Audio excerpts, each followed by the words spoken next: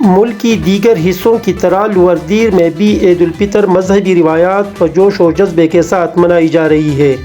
اس سلسلے میں لوور دیر تحصیلی میدان میں فرنٹیئر کورس نارتھ اور دیر اسکاؤٹ 185 ونگ کی جانب سے عید الفطر کی مناسبت سے 3 روزہ رنگا رنگ عید میلے کا انعقاد کیا گیا۔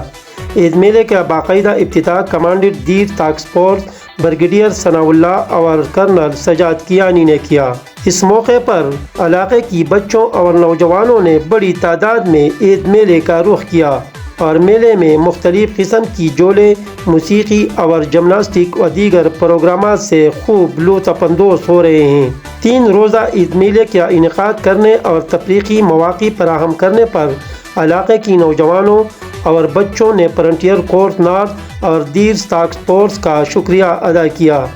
اس موقع پر کمانڈنٹ دیر ٹاسک فورس بریگیڈیئر ثناء اللہ نے بہترین کارکردگی دکھانے والوں میں میڈل اور نقد انعامات بھی تقسیم کیے گئے۔